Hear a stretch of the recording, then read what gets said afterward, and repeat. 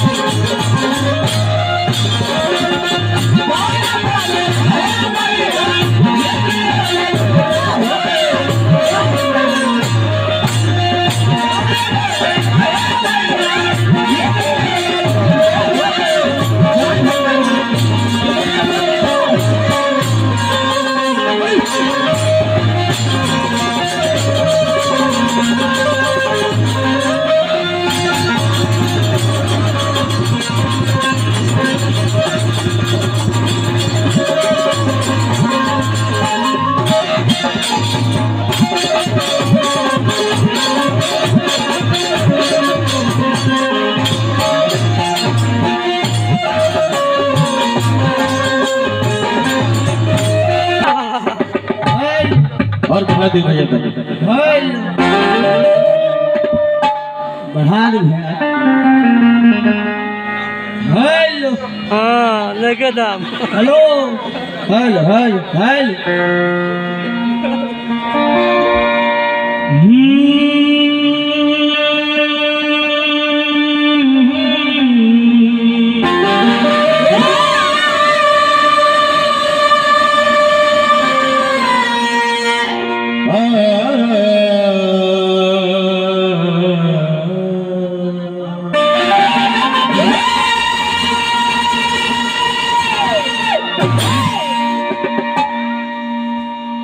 आइए। हाँ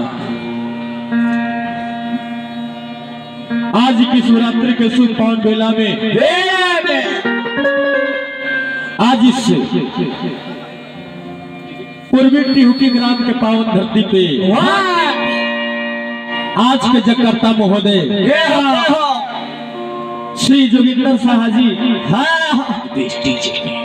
उनके सौजन्य से इस नेपाल के पावन भूमि पे इस ग्राम में 24 घंटा का अखंड एग्जाम संपन्न हुआ।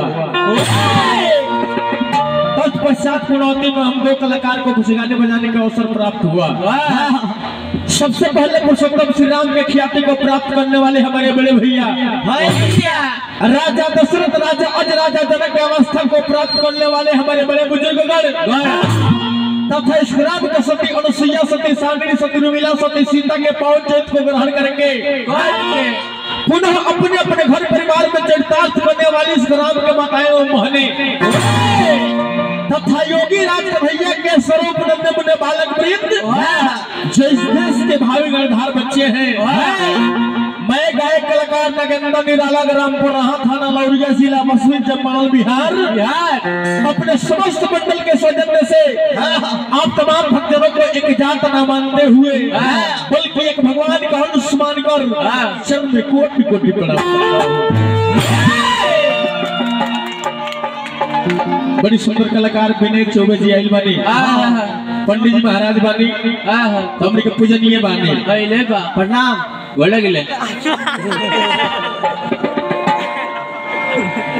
देखिए आज कितना सुंदर पावन दिन बा कि आज मकर संक्रांति के दिन है यानी खिचड़ी के दिन हो दही चूड़ा का दिन हो लाई के दिन हो।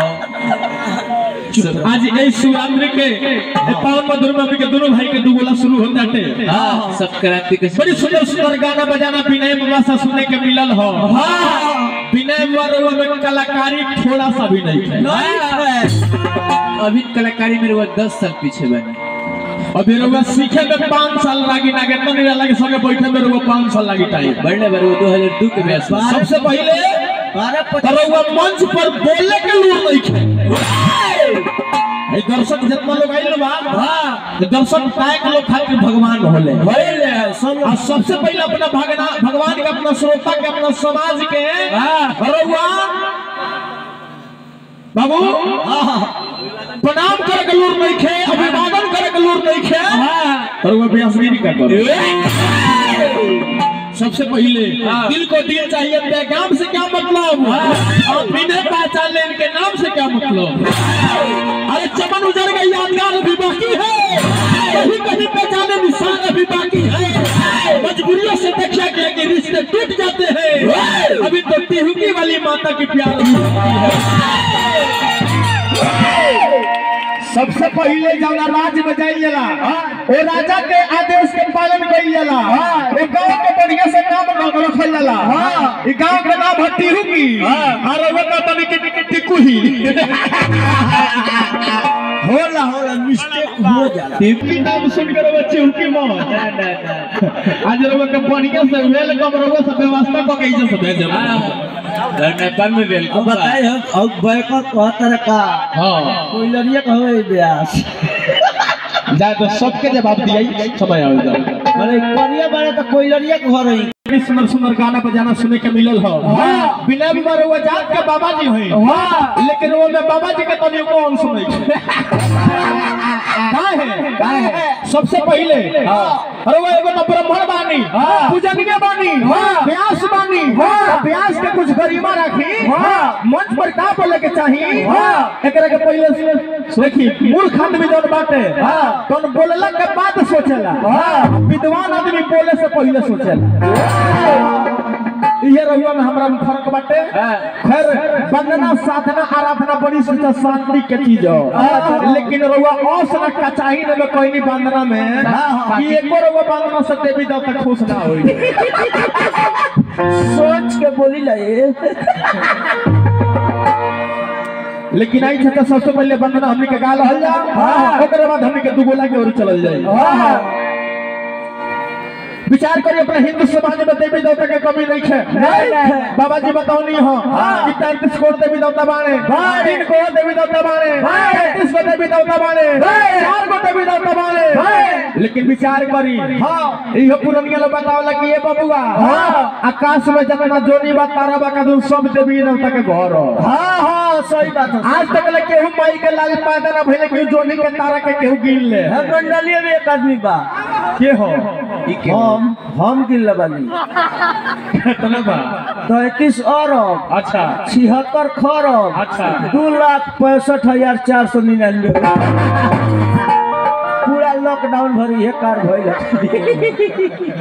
रो विश्वास न जा गिन रिप्लेस डीजे केहू ने काट सकत। आई हमरा संदीप यादव जी हमरा के 51 रुपए के दान देले बानी मिर्जापुर झलमरिया। ओहा के ओर से 51 रुपए के दान बा भगवान से कामना करब ओहा के मनोकामना पूरा करी 3 दुगुना रात होना कइले रहे। हां ये के नेपाली पैसा मिलता त ये के कथन कि हम कहां भाजा नेपाल में के ऐसी खोजत नहीं बताई। अरे वो का इसी होती है, चिंता मत करी सबूर रही। अरे 5000 नेपाली में सटा भइल बा। बताई है नेपाली पैसा लेके चीना तो इंग्लैंड का पैसा लेके चिन्हाई। खैर कोनो बात नहीं चली। विचार करी देवी देवता के दाम कीमत माने, लेकिन हमने के देवी देवता मान के चल जाओ तो 3 आदमी माने के बड़ी सुंदर यहाँ के एगो चौपाई बोलनी हो। बाहर दादा अगर चौपाई हमरा बुझाता तुलसी बुआ सुन लेले रहते नु तो उनके रामायण भुला गए ओकरा खाली मार दे। देखी तुलसी बुआ लिखल बा चौपाई में बालकांड में रामचरितमानस के बालकांड में चौपाई रो पढ़ी सबसे पहले बाबा जी अब पंडित जी हमने के तो गलतियों बोल जाई तो भगवान हमने के माफ कर दिए कि जाए दो। छोटा आदमी बात तो छोट से गलती होला और रउआ तो बाबा है रउआ मुंह में से गलती निकली नु तो बुढ़ाइला के बाद में मुंह में फालिश मार दे। हां भगवान कहे रे ना पार्टी का टिकट लेकर लड़ल हार काहे गोई। ये के पंडित जी महाराज बोलनी है विनय चौबे जी कि तुलसी वाली लिखल बानी कि प्रातः ही काले उठ के रघुनाथ था अमात पिता गुरु ना वही बात। अरे वो चौपाई का हम गलती सियाई लगावता नहीं लाल सियाई लिखी तुलसी वगैरह के रामचरितमानस निकाल के देखी तुलसी वाली लिखले बानी चौपाई में जाप लिखत रहे प्रातः ही नहीं लिखले लिखले बानी कि प्रातः काल उठ के रघुनाथ ओकरा के हतर बोल जब सजा के सुनिए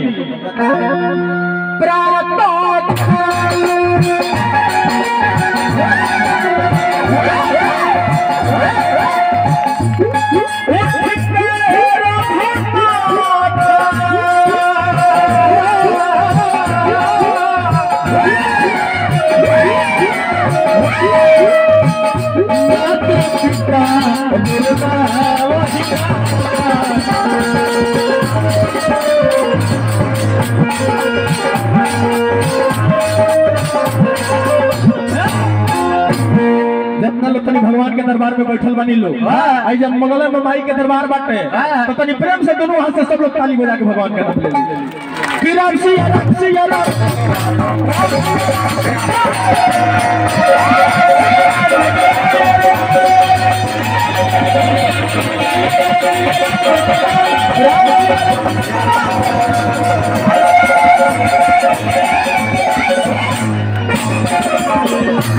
मानी तो हमने का भजन हो गई अब चले के घरे। हाँ जो सटवा कोई लगे लगी तो व्यवस्था कर अभी खई को ना सदौला जाके रोहे लगलो। कुछ भी बोलते हो। विचार करी पहिल का देवता हमनी के महतारी है दूसर का देवता हमनी के पिताजी है तीसर का देवता हमनी के गुरुजी आ चौथ का देवता गणेश अंग में साबित लिखल बाटे चौथा देवता हमनी के अतिथि के कहल जाला। तो तनी ए देवता के नाम पर जयकार बोलल जाओ जौना देवता हमनी के दुनिया के देखता नहीं सब। रउआ कहते जो अतिथि देवो भव है कहले साधु देवो भव। तनी सब लोग एक बेर अपना अपना माई बाप के नाम पर दोनों हाथ उठा के जयकार बोल दी। तनी सब लोग हाथ उठाइए एक बेर सब लोग प्रेम से बोल दिए अपने अपने माता पिता की जय गोविंद की जय जय जय श्री सीताराम।